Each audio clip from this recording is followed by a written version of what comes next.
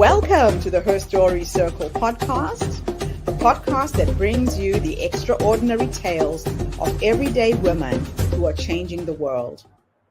I'm your host, Gertrude Mache, and I'd like to acknowledge traditional custodians of the land on which we meet today.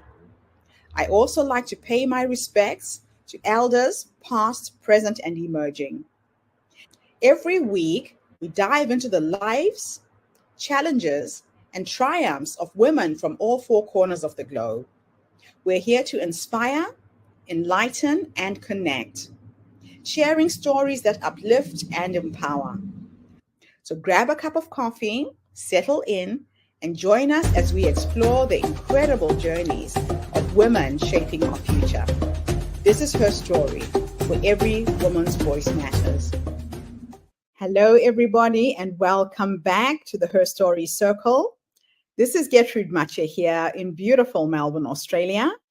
And today I am graced with the presence of yet another fascinating young woman. Welcome, welcome, welcome back to our tribe. Please tell everybody your full name, where you're based, and share your amazing story with us today.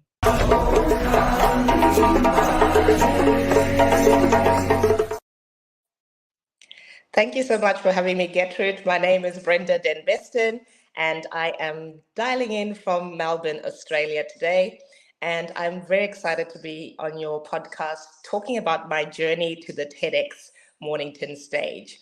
So on the 17th of March, 2024, I was graced with the privilege and honor to get onto the red dot, onto the TEDx Mornington stage and share my message. So my TEDx talk is titled How to Find the Gold Within. And this has been a synthesis over my lifetime, really. And through it, I share my idea worth spreading, which is that embracing intersectionality as a superpower can actually change the world. Now, those of you who are perhaps not familiar about what intersectionality is, it's really the interconnected way in which different people's identities expose them to a different experience in society. So these identities could include social categories like your race, your gender, your class, your religion, your ability, among other things, which when compounded can really impact how you experience the world, right? So there is a lot of influence that this can have. And I share my story as a Black African woman who came from a small mining town in Zimbabwe and migrated to Australia alone, right, at 18. How that has shaped the way I live my life and the way that I have experienced society, whether it's, racial barriers I've had to overcome, relocations and redundancies, right? And throughout my TEDx talk, I talk about how, as a chemical engineer, which is my current field, I wanted to go into cosmetics and I wanted to help women look and feel beautiful, but I actually ended up in the male-dominated industry of mining, which is very different. But upon reflection now, after 18 years in the industry, I realized that I was actually much more interested in mining the gold within. And this is how, when we look within ourselves, at our strengths, at our experiences, at our perceptions, all the things that society perhaps tells us, you're too different or you're too loud, too bold, come on, blend in, you need to belong, you need to be part of the team, right? We may start to discount those things. And in fact, if we actually choose to change our perception a little bit, we can indeed find the gold. And intersectionality plays an important part in this because it makes you uniquely you. There's no one else in this whole world who's got your experiences. No one else was born in a small mining town in Zimbabwe who moved to Australia at 18, who studied chemical engineering with a desire to be in cosmetics and ended up in mining and then ended up having this, and this, right? So this is all the things that make you unique and add to the flavor that you bring to life. And the other component that's really important is the challenges and the experiences that you've been through in your life, right? These are the other differentiating factor that influence how you look at the world. They influence how you perceive things. They influence how you respond and maybe what a solution could look like. And your solution is different from another person's solution.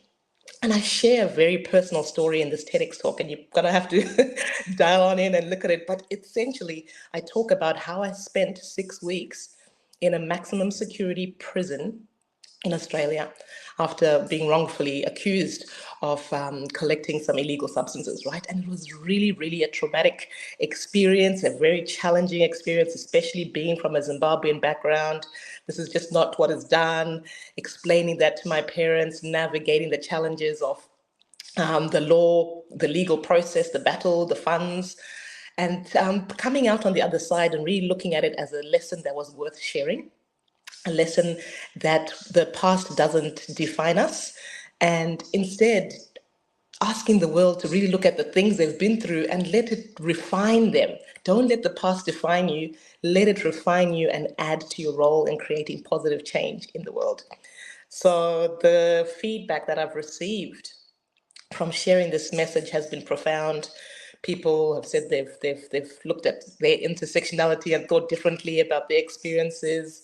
They were shocked and honored and privileged to see a demonstration of resilience and strength, and how they can also look upon their challenges for what gold is within that. And that is really the ripple effect that has been really really a privilege. I don't have the words to say how this experience has helped me. But when I look at the journey, right, I think it's really important, because one of the key questions everyone's always asking me is, Brenda, how do you handle all these things? You know, I have a husband who works fly in and fly out in the industry. So I currently solo parent 2 young boys who are 2 and 6 at this time. I had a full-time job where I was managing 2 factories in 2 different states. I have a business where I coach women, and I'm moving across into consulting and having these speaking services more broadly based on intersectionality and inclusive workplaces. And they're just like, Brenda, how do you get the energy to do all of these things, right? And I suppose my answer is around managing your energy and prioritizing your dreams, right? Because we all have a unique story to share. Our world and the things that have come into our experiences have come there for a reason.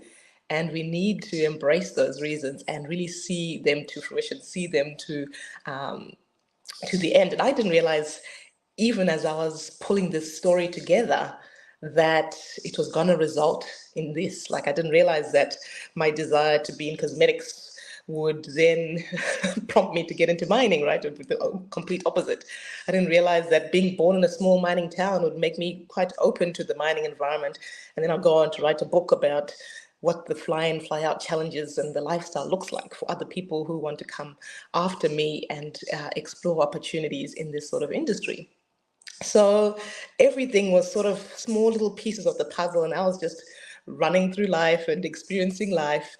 But as I sat down to synthesize the talk and to put it all together, the small little puzzles began to showcase themselves and start to create this beautiful fabric of a story. So I'm very proud that it's out there now. I'm very grateful to have an opportunity to inspire others and to also create positive change as we embrace more of our uniqueness, use it to create innovative solutions, and to show those of us who maybe have never seen anyone who looks like us in a stage like this, who's never thought it's not possible for me. Now you see, you know, people have said, oh, Brenda, now that you've done it, maybe I should do one too. And I'm like, exactly, this is the torch that I really want to be able to pass on to others, that they could experience what's really valuable and what their life could be in this lifetime. So if you are looking to share your story, Gertrude, I think you are so passionate about TEDx talks and people's opportunities to be on stages and share their messages. Oh man, Brenda, I am so proud of you. You know, just listening to you speak and having watched your journey for the last few years, when I finally saw the video online, it was just such a confirmation that you listened, you took on some of the coaching, and now you've done it. Now, for those people who are aspiring to get on the TED platform, tell us a little bit about the journey to deciding what to speak about. What led you to give a TED talk on intersectionality for a start, when you could have chosen so many other things? Yeah, that's a really good really good question, because intersectionality in itself, I think, is still a very new topic. So part of me was keen to bring something fresh to the stage. Um, what I also was looking at is, what in my life can I talk about? And in honesty, I have whenever I created different TEDx applications, so I had this dream since about 2020, which I think is when we started connecting, Gertrude. And I've applied to a few stages, and it wasn't really an intersectionality lens, but it was about embracing your uniqueness. It was about adding a difference, making a change. So that little through line has always been the same, but Yes. each TEDx stage does have an opportunity for the themes that they have on hand, and you want to align your messaging with the theme. And in this instance, the theme was made in the kaleidoscope. And so I make reference to a Mhm. kaleidoscope of people's colors, every color that they can bring to the table, and their characteristics, their uniqueness. And I think it was just, yeah, it was meant to be. I love it. I absolutely love it. Now, can you explain the concept of intersectionality for those who might have never heard of the term before or are new to it, and how it applies specifically to STEM fields? Yes, yes, yes. So intersectionality is the different aspects of a person's identity, and it Mhm. impacts how they experience the world. So if you are a Black woman in a workplace, you are coming as a minority, you're coming as a woman, you're coming with different biases that people unconsciously have. And what this can Yes. do, particularly in STEM fields, is limit your access to opportunities, limit your access to pay raises and promotions that your other male counterparts, white male counterparts, may be having with ease, and even white Mhm. women may be having with ease, right? So when we look at the gender pay gaps and the gender pay data, right? So a lot of the research that's been done in this space, particularly in STEM fields, is showing us that men are about 89%. So they get 89%, they get $1 for their payment, we get 89 cents. So we've got about 11 cents lower than men. But the Yeah. data hasn't been done to fruition to showcase what that actually drops down to in Australia, but Mhm. in America, we've got some data that shows minorities, Asian, Black women are at about 77 cents to that dollar, right? So there's Jeez. another tax. It's almost like a tax that you have by Mm. virtue of your race and your affiliation, maybe your religion, your all these other intersectionalities or social categories that can come into play. Wow. Now, during your talk, you shared several personal stories. Can you expand on these experiences and how they shaped your views on intersectionality? Mm. Yes, so certainly I share a number of stories. So one of the first few stories I share is about my upbringing in a small mining town in Zimbabwe. And Mm. in retrospect, being in a small mining town, you're quite a shielded, young girl. You're sort of like in a place where there's no movie cinemas. When I compare my upbringing to those who were raised in the main town of Zimbabwe, which was Harare, Yeah. the kids there had the opportunity to go to cinemas. They had the opportunity to go to the bowling alley and hang out in shopping centers. And they just had a different sort of, youth. And when I compared that to mine in a small mining town, we just had this place called the golf club and the mine club. Those are the only two sort of places that we could go to. And there was a small little library in there. There was a small little room where we'd have little fashion shows, but it was a very shielded and a very small sort of experience. So we kind of just took everything um, in good stead. And I feel like some of my naivety and my transparency and my honesty comes from that sort of small mining town environment.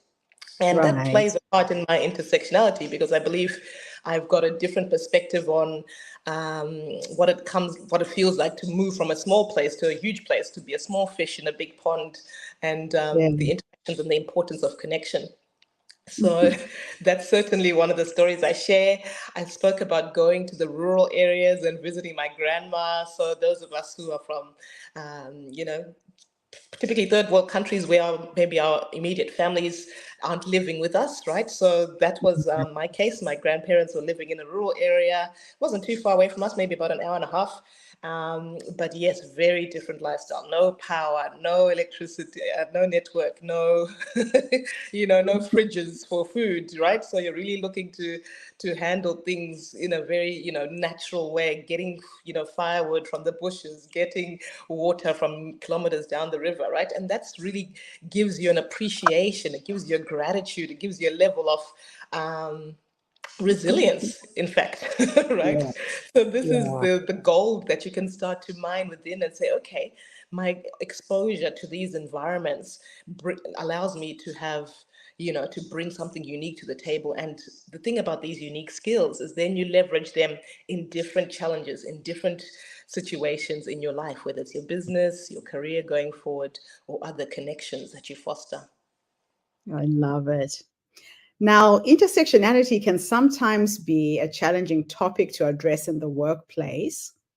How do you recommend organizations begin integrating these concepts into their culture?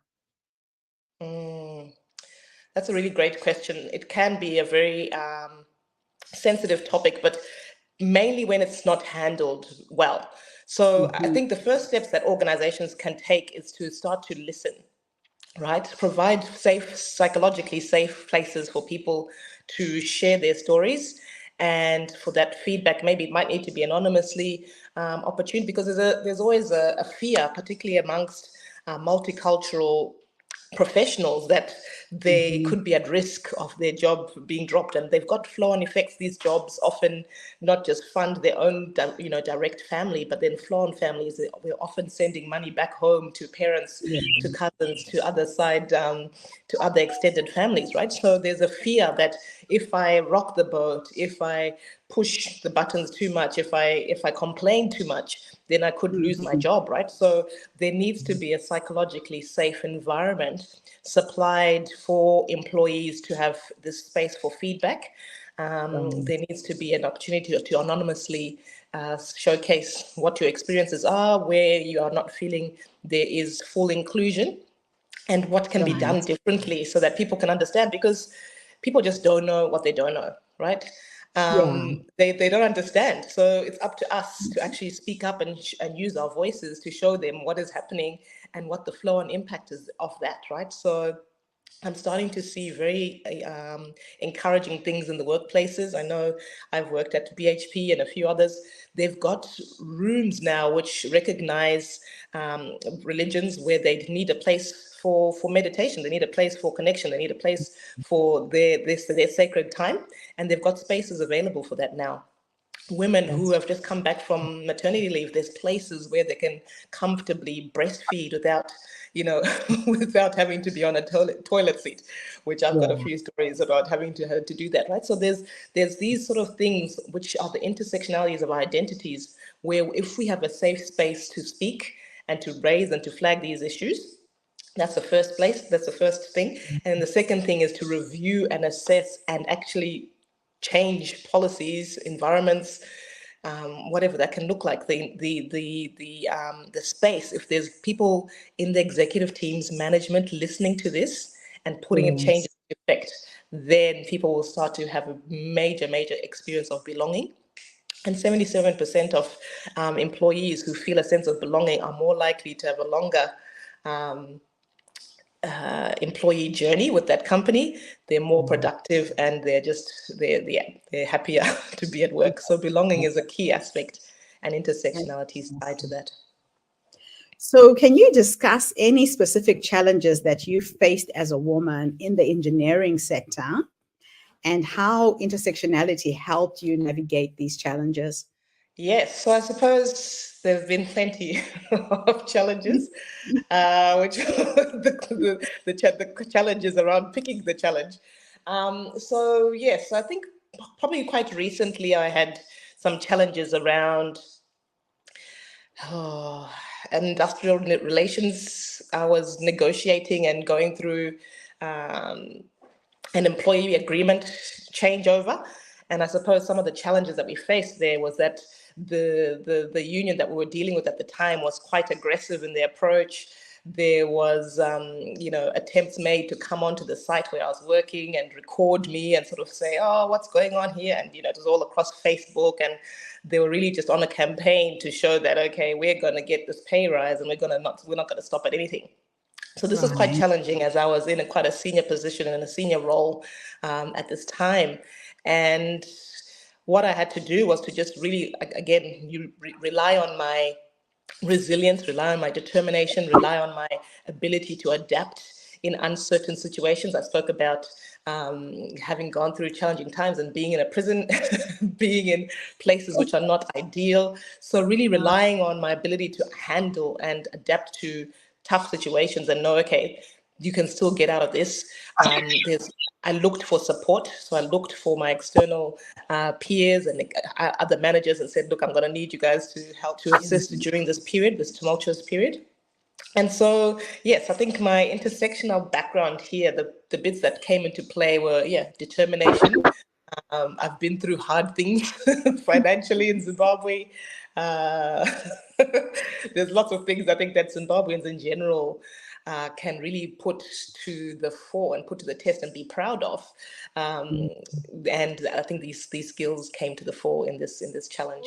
What impact do you hope your TED Talk will have on individuals and organizations within the STEM community? So I hope that this talk will help people to understand that the things that they've wanted to dim, the things that they've wanted to discount, the things that they've always sort of perhaps even hated about themselves are actually the things that make them amazing and make them unique. And if they'd simply tap into that, if they'd simply reassess and look again with fresh eyes, with a fresh view at what could be possible here if I just embraced these parts of me. I hope that they can really reframe their challenges and see how they can become a triumph rather than a trial, right? We always hear about, make your mess your message. And I really think this is what I hope that this story can inspire at the individual level, and that the ripple effect is that our politicians, our senior leaders, our CEOs, the future ones, are coming out of this, would have listened to this talk, had a bit of a change of heart, had reviewed and reflected and gone for the gold. That's really what I hope from an individual level. And from an organizational level, I hope that we can start to really embrace the differences in our teams. I hope that we can start to look in our team and say, what do we have here? Who do we have here? What unique things are you bringing to the table? Anything different we haven't thought about from your lens, right? And we're actually bringing in different people's perspectives at the table.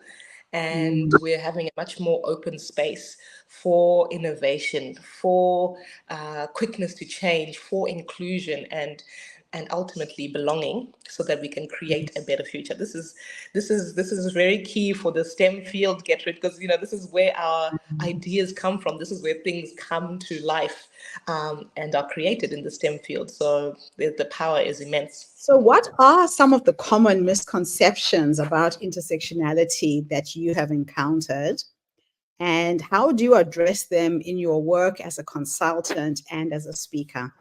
Yeah, so some of the misconceptions about intersectionality are that it's a problem, it's a lack of privilege.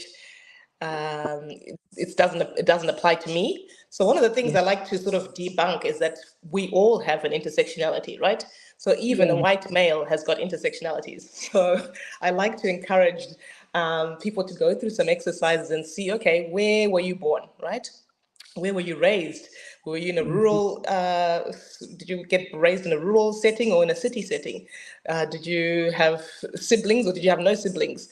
Were you exposed to a farm life, no farm life? So it's starting to really come a little bit granular, right? And because all of these things impact how you experience the world. I think that is the underlying thing that I love to go back to at all times, is how are you experiencing the world, which may be now impacting the way you see things and the way that you are coming to this fore with your solutions. So that's really one of the myths I like to debunk, is that anyone and all of us have got intersectionalities about us. And sometimes they're invisible, right? We can't see, it's not just the race that we can see, or the praying in someone's religion. It's the individual things, your neurodiversity, right? Your sexual preferences, all of these things come into play, and help us to create solutions that are equal amongst the full board. And this is why when we get people's input across the table, we start to assess, okay, what else haven't we thought of? How else could we make our solution better? How else could we make the customer experience better? How else could we make the world better? And having that flow on questioning then can come to the fore. And this notion that it's a lack of privilege is really what I'm trying to sort of also flip the script on. It's like, actually, instead of seeing this as a problem, how can we see this as a privilege? How can we see this as a unique advantage? How can we embrace what's working for us and what we've got already in our arsenal and use it, rather than saying, oh no, things are going to be tough now because I'm Black. Things are going to be tough now because I'm African. Things are tough now because I'm the only one in the field.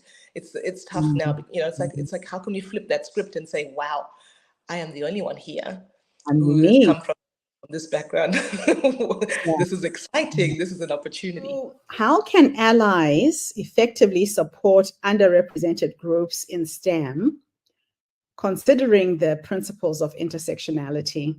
So allies can really support the underrepresented in STEM by providing opportunities for them to speak up. So in meetings, ask, hey Brenda, what's your perspective on this issue? Have we covered any other bases you think we can look at, right? So having an encouraging opportunity for people of underrepresented groups to speak out, going and being at all the things, right? So this notion that on Women's Day it should just be the women who attend, like that's not that's not what allies do, right? And all of the inclusive policies that we're looking to implement, we want our allies to be there. We want our allies to be present. We want them to be not just on LinkedIn writing a cool post and cool article. We want them to see them with their hands dirty. We want to see them there shaking our hands after the Women's Day events, right? We want to see them there pioneering and asking for facilities and females' toilets or other things that make a woman's experience in a workplace much more tenable, right? So allies must look at the practical things that women are crying out about, look at the practical things that underrepresented groups are seeing as barriers, and think twice about how can I help on a daily basis? What are small things? What's a part I can play that is not up to just the CEO or the executive teams to do? Looking forward, what developments or changes do you hope to see in how STEM fields address issues of intersectionality? So I really want to see organizations being serious about the retention piece. So a lot of focus right now is on attraction. A lot of focus is on making visible some of the roles that are in STEM. And it's just the beginning of the journey. I think there's still so much more that can be done, right? Because when we ask high school students, when we ask, children, what do you think about when you think of a doctor? They might just put a little male man, a white male man, right? Or what do you think of when you think of a pilot? When you think of a plant engineer, they might draw a white male. So we want to start to break that down. And what I want to see is that women and kids are starting to now see women as a natural person in these roles, and they're starting to think of themselves in these roles as well. Yes, so I really want to see, yes, so the kids starting to really embrace STEM careers as an opportunity for them, as an option that's for them. But then also, secondly, that it's no longer an issue once we've arrived into the workplace, right? I regained my train of thought. So there's lots of work happening on the attraction piece, but we're still seeing once women are in, they're not getting the sufficient training, or they're not being given the equal opportunities as their male colleagues. They're not feeling, they're still feeling that isolation. So stronger networks, stronger rebuilding, and stronger retention of women in industry, in STEM fields is key for creating a better future. Because yes, we attract them, then they come in and they're like, oh, there's no facilities for us. Well, they come in Oh, it's a very toxic culture here because everyone refers to me as a girl and they refer to me as not credible and they always talk over me, right? So it's these small microaggressions which once we release them, once we remove them, once we pay women fairly, once we recognize women fairly and give them opportunity to remain in the industry, I think that's when we'll see the true change. More women in leadership, more women staying and providing long-term change in our industry is what I see the benefit of really embracing intersectionality to bring. Last question. You've done your TED Talk. If there is somebody out there thinking about doing a TED Talk, what advice would you give? And what impact does giving a TED Talk actually have for you as a speaker? And why is the TED branding so strong? Oh, lots of questions there. So the first one, what advice do I have? If you are desiring to do a TED Talk or a TEDx talk, please, this dream is not given to everyone. Not everyone knows what the TED stage is. Not everyone has that as a dream. The fact that you're even thinking about it means that it's for you. So this is your permission slip that you continue to put this on your vision board and you continue to make strides to making this dream a reality. Second of all, get get educated about TEDx stages. Where are the next TEDx events going to be located? Don't limit yourself to what's in your regional or geographic closeness. Anywhere the world is your oyster. Yeah. Apply, apply, apply. Find spaces to refine your talk, right? Coaches like Gertrude provide amazing frameworks, amazing trainings, amazing experiences that they've lived, and Gertrude's done 2 talks. Have you gone on to your 3rd one yet, Gertrude? I've done 3 so far. I'm working on the 4th. Oh my gosh, right? So there's Gertrude brings with her a wealth of experience, right? So get under the wings of someone who has achieved what you want to achieve in this TED space and come under them and listen very clearly, take notes, and importantly, create your talk. And lastly, once you've done this, the importance of the TEDx brand is that it's well known, it's renowned, you get instant credibility by being on that stage. You can increase your prices significantly once you're starting to be booked on stages, right? So those flow-on effects financially are definitely exciting, but the impact that you have, right? The idea worth sharing that is uniquely yours, because again, like I said, your intersectionality makes your idea unique because no one's been through what you've been through. Yeah. Once you've managed to do that, the opportunities are endless. So please, this is your permission slip. Make this dream a reality. Brenda, thank you so much for coming online and sharing your amazing story with us today. It's such a pleasure to reconnect with you, to see how far you've come, and congratulations again on doing your first TED Talk. Thank you. And thank you to everybody who's tuned in today. The Her Story Circle is bringing you stories of women from all over the world, celebrating, empowering, and inspiring you. So tune in again tomorrow when I interview yet another amazing guest. In the meantime, have a fantastic day, morning, or evening, wherever you are in the world, and bye for now. So now I'm going to go off camera and I want you to give me a testimonial. Hi, my name is, I got some coaching from Gertrude. What exactly did you get out of the coaching? And that's a wrap, everybody, on today's episode of the Diversity Connector podcast. Thank you for tuning in and being part of our vibrant and global conversation.